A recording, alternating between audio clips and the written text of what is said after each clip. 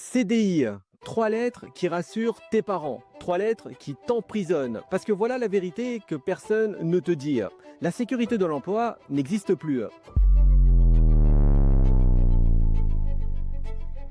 Aujourd'hui, on décortique Le chemin sans carte de Paul Meilerd, le livre qui démonte le mythe du chemin tracé, le livre qui nous montre le chemin hors des sentiers battus. Et attention, parce que si tu es en CDI et que tu penses être en sécurité, alors ce que tu vas entendre va te réveiller. Donc si tu ne veux pas être chamboulé, coupe tout de suite cette vidéo. Non, vraiment, hein, j'insiste. Et méfiez-vous, car si vous avez un CDI et que vous pensez être en sécurité, alors ce que vous êtes sur le point d'entendre va vous réveiller. L'auteur commence fort, mais vraiment très fort, car il commence par décrire le script de vie à l'occidental. École, diplôme, CDI, mariage, maison, enfant, retraite. C'est le chemin, le seul et l'unique. Et si tu as le malheur de dévier, alors c'est que tu es un raté, un irresponsable, un rêveur. Et d'ailleurs, Paul Meilerd a suivi ce script. École prestigieuse, consulting, salaire à 6 chiffres. Et puis un jour, il s'est posé une question toute simple. Il s'est dit, mais je fais quoi de ma vie? Parce que à 30 ans, il gagnait bien. Mais il était vide. Ses journées, c'était réunions inutiles, PowerPoint sans fin, trajet qui le vidait. Et il a réalisé qu'il était en train de trader sa vie contre un salaire. Alors, il a tout quitté, il a tout plaqué, pas pour un autre job, mais pour un chemin sans chemin. Il est en fait sorti des sentiers battus pour suivre un chemin sans carte. Dans cette partie, Meilerd déconstruit le concept de risque, car on te dit que quitter ton CDI, c'est risqué. Et quitter, pourquoi ? Pour devenir SDF? En fait non, plutôt pour tester une autre voie. Meilerd pose la vraie question, et je vous la pose à vous qui regardez cette vidéo. C'est quoi selon vous le plus risqué? Rester 40 ans dans un job que tu détestes pour arriver à 65 ans avec des regrets, ou alors tester 2 ans une alternative avec la possibilité de revenir si ça marche pas? En fait, ce qu'il faut comprendre derrière tout ça, c'est que le vrai risque, c'est de ne jamais essayer. Parce que le CDI, ce n'est pas une sécurité, c'est une illusion. Les licenciements économiques, les restructurations, les burn-out, tu penses être protégé, mais au final, tu es juste dépendant. Et la dépendance, ce n'est jamais de la sécurité. Dans son livre, l'auteur oppose 2 chemins. On a le chemin par défaut, c'est le script conventionné. CDI, carrière, promo, retraite. Tu optimises pour le CV, pour le statut, pour les autres. Les avantages, c'est que c'est rassurant, c'est accepté socialement, c'est normal. Et les inconvénients, tu vis la vie de quelqu'un d'autre. Tu attends la retraite pour vivre. Tu meurs avec des regrets. Et l'autre chemin, c'est ce qu'on pourrait appeler le chemin sans chemin ou le chemin sans carte. Ici, c'est de la pure exploration. Tu testes, tu échoues, tu ajustes. Tu optimises pour la curiosité, pour l'apprentissage, pour toi. Les avantages, c'est que tu vis maintenant, tu te découvres. Tu crées ta propre définition du succès. Et les inconvénients, c'est que c'est incertain, c'est jugé et c'est bizarre. Et Meilerd le dit clairement pour résumer, que les deux ont des risques, mais un seul a des regrets. Et devine lequel? Je pense que la question est vite répondue. Dans cette 4e partie du livre, Meilerd démonte l'idée de la carrière en ligne droite, du style stagiaire, junior, senior, manager, directeur et retraite. En fait, ce modèle est mort. Alors pourquoi est-ce que vous allez me dire? Parce que tout simplement, le monde a changé. Les entreprises ne gardent plus leurs employés 40 ans. Les compétences deviennent obsolètes en 5 ans, si ce n'est moins. Les secteurs entiers disparaissent. L'auteur nous dit bien d'ailleurs que la carrière moderne, c'est pas une échelle, c'est une jungle gym, c'est-à-dire une sorte d'aire de jeu pour enfants. Tu montes, tu descends, tu sautes à droite, tu testes à gauche, et c'est ok. Parce que la richesse du 21e siècle, ce n'est pas de grimper une échelle, c'est d'avoir des compétences multiples, des revenus diversifiés et surtout la capacité de s'adapter. Et devine où tu peux tester tout ça sans pression financière. Alors dis-moi, tu penses à quoi? Bien sûr que c'est la Thaïlande ou en dehors de la France ou de l'Europe. Là-bas, on a le coût de vie bas, on a une communauté d'entrepreneurs, on a du temps pour expérimenter. En fait, c'est le terrain parfait pour construire ton chemin sans carte. Dans la 5e partie du livre, Paul Meillard nous décrit son parcours de chemin sans carte en 3 phases. La première phase, c'est le sevrage, qui dure entre 3 à 6 mois. Dès que tu quittes tout, on ne va pas se le cacher, c'est le chaos mental. C'est une phase où tu te poseras obligatoirement plein de questions, du genre, ai-je fait une erreur? Est-ce que je vais devenir SDF? Qu'est-ce que je vais faire de mes journées? Et c'est normal. D'ailleurs, l'auteur lui-même l'a vécu. En fait, ce qu'il faut comprendre, c'est que ton identité était liée à ton job. Et maintenant, c'est le vide total. Mais ce vide, il faut plutôt le voir comme une opportunité. Une opportunité de redéfinir qui tu es, et ce, sans le filtre du job, si vous voyez ce que je veux dire. La phase 2, c'est l'exploration qui dure entre 6 à 18 mois. C'est pendant cette phase que tu testes plusieurs choses, que ce soit freelance, donner des conseils, créer des produits digitaux, produire du contenu. Là, je ne te cache pas que tu vas échouer, tu vas recommencer,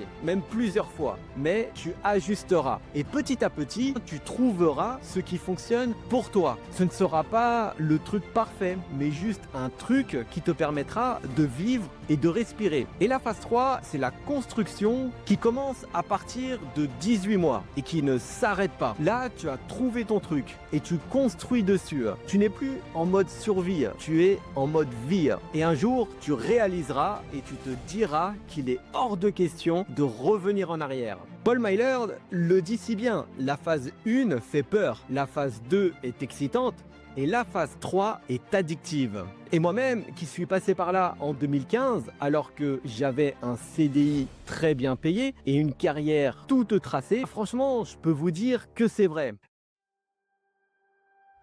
La partie 6 du livre parle d'argent, sujet assez tabou, surtout en France. D'ailleurs, j'irais même dire que c'est un blasphème de prononcer le mot argent. J'espère que la vidéo ne va pas sauter sur YouTube. Mais ici, Paul Meillard parle cash, parce que c'est l'excuse numéro 1. Et oui, les gens se disent « je ne peux pas partir, j'ai des charges ». Et Paul répond dans ce cas « eh bien alors, réduis tes charges ». En fait, pendant sa transition, Paul Meillard a vécu avec 2000 $ par mois. Pas à New York, à Taipei, puis au Mexique, puis en Thaïlande. C'est pour ça qu'il peut très bien dire que le coût de la liberté, ce n'est pas combien tu gagnes, mais c'est plutôt combien tu dépenses. Tu dépenses 3000 € en France, alors il te faut 3000 € de revenus. Tu dépenses 1500 € en Thaïlande, alors il te faut 1500 € de revenus. Quand tu comprends ça, il y a tout qui change. Tu réalises que travailler en freelance à mi-temps peut suffire à vivre confortablement, que le CDI n'est plus une obligation. Et qu'en fait, tu peux vivre librement sans dépendre d'un salaire fixe ni d'un lieu précis. L'auteur le confirme bien en disant que la liberté géographique, c'est égal à la liberté financière. Parce que tu casses la corrélation entre salaire et niveau de vie. Passons à la partie 7, qui est de la pure transparence. Et c'est pour ça que j'aime bien l'auteur du livre, car il ne va pas vendre son concept à tout prix. Il explique en toute transparence. C'est-à-dire qu'il dit que le chemin sans carte, c'est solitaire. Et oui, car tes potes restent en CDI, ta famille ne comprend pas, et les gens te jugent. Et c'est une étape obligée. Et tu te mangeras en pleine face des remarques du style « quand est-ce que tu vas avoir un vrai travail ?» Et ça fait extrêmement mal. Paul Meillard a vécu ça. Et d'ailleurs, moi aussi. Et c'est pour ça que je recommande forcément d'avoir une tribu. Et je ne parle pas des gens de ton ancienne vie. Non, je parle d'une nouvelle tribu. Des gens qui ont choisi le même chemin, qui comprennent et qui te soutiennent. Et c'est là que ça devient crucial. Parce que si tu fais ça seul, tu risques de craquer. Mais si tu fais ça entouré, tu risques de réussir. Et justement, en parlant de ça, c'est dans cette optique que j'ai créé la communauté, le club des Digitailles, pour justement m'entourer de personnes qui ont décidé de prendre leur vie entre leurs mains. C'est 100% en ligne et en plus, c'est 100% made in Thaïlande. Dans le club Digital, il y a des gens qui ont quitté leur CDI, qui construisent un business, qui vivent à Chiang Mai, Bangkok ou ailleurs. Ils partagent leurs échecs, leurs victoires et leurs astuces. Et crois-moi, ça change tout de savoir que tu n'es pas seul. Le lien est en description si tu souhaites nous rejoindre. Passons à la partie 9 du livre. Ici, l'auteur ne mentionne pas la Thaïlande spécifiquement, mais il parle de géo-arbitrage, de coût de vie bas, de liberté. Et tout ça, c'est clairement la Thaïlande. Maintenant, ferme les yeux et imagine-toi. Ferme les yeux, imagine-toi. Tu quittes ton CDI et tu as 10 000 € de côté. En France, ça tient 3-4 mois. Et la pression, elle est maximale. En Thaïlande, ça tient de 8 à 10 mois. Et là, tu as le temps pour respirer, mais aussi pour construire. Car pendant ces 10 mois, tu vas tester plusieurs choses. Freelance, consulting, produits digitaux, contenu. Si tu échoues, c'est pas grave, tu as encore 6 mois. Et si tu réussis, ok, tu restes. On peut voir la Thaïlande comme ton filet de sécurité. C'est l'endroit où le chemin sans carte devient le moins effrayant. Parce que tu as du temps, de l'espace et de la marge d'erreur. Par contre, faut charbonner. Je ne dis pas de passer tes journées à siroter une noix de coco. Ça, c'est pour ceux qui veulent se lancer sur Instagram. Ici, on parle de vrai business. Un business long terme, du sérieux quoi. Dans la dernière partie du livre, Paul Myler termine sur une question qui change tout. Et je vais te la poser tout de suite. Si l'argent n'était pas un problème, tu ferais quoi de ta vie ? Réponds franchement. Alors je ne dis pas quoi comme job, mais quoi comme vie. Où tu vivrais ? Avec qui ? À quoi ressembleraient tes journées ? N'hésite pas à mettre en pause la vidéo pour répondre. Car je vais te poser une deuxième question. Maintenant, réponds-moi franchement. Qu'est-ce qui t'empêche de vivre ça maintenant ? Souvent, la réponse, ça sera l'argent. Mais en vrai, ce n'est pas une question d'argent, mais de dépenses. Et là, c'est différent. Parce que si tu vis en Thaïlande, tu peux avoir cette vie pour 1 500 € par mois. Et 1 500 € par mois, franchement, un freelance débutant peut le faire sans trop de difficultés. Surtout en ce moment. Donc pour conclure là-dessus, il est ultra important de bien prendre conscience que le problème, c'est pas l'argent. Le problème, c'est surtout le courage de sauter. Je te recommande vraiment de lire ce livre car c'est pépite sur pépite. En fait, ce livre n'est clairement pas un guide de carrière. C'est plutôt un appel à la rébellion contre le script qu'on t'a vendu, contre l'idée que le CDI est égal sécurité, contre la peur de décevoir. D'ailleurs, l'auteur nous le confie si bien, car il dit que le chemin par défaut est sécurisé certes, mais il est vide, alors que le chemin sans carte est incertain, mais il est vivant. Et ça fait toute la différence. Maintenant, j'ai une dernière question pour toi. Dans 40 ans, sur ton lit de mort, tu veux te dire quoi ? Tu préfères te dire que tu as fait tout ce qu'on attendait de toi, ou alors plutôt te dire que tu as vécu la vie que toi tu voulais, c'est-à-dire que tu as vécu ta propre vie. Encore une fois, je pense que la question est vite répondue et j'irais même jusqu'à dire que ça coule de source. Parce que les regrets des mourants, ce n'est jamais « j'ai trop essayé », c'est toujours « je n'ai pas assez essayé ». Maintenant, la bonne nouvelle, c'est que si tu vois cette vidéo, c'est que le chemin est devant toi. Ce n'est pas un chemin tracé, mais un chemin à inventer. Et la Thaïlande, c'est juste le premier pas.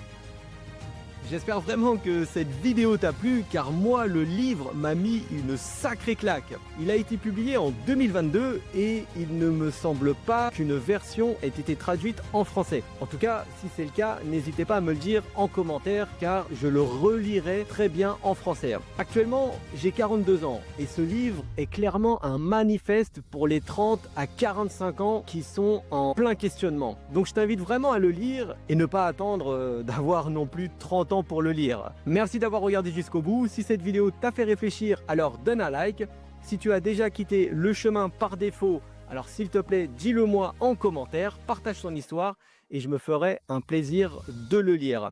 Si tu hésites encore, abonne-toi pour plus de contenu qui challenge tes croyances. Et surtout, rejoins le club Digital avec le lien dans la description. Parce que le chemin sans carte, c'est mieux ensemble. Quant à moi, je vous dis à très vite dans une prochaine vidéo ou directement dans le club Digital de l'autre côté.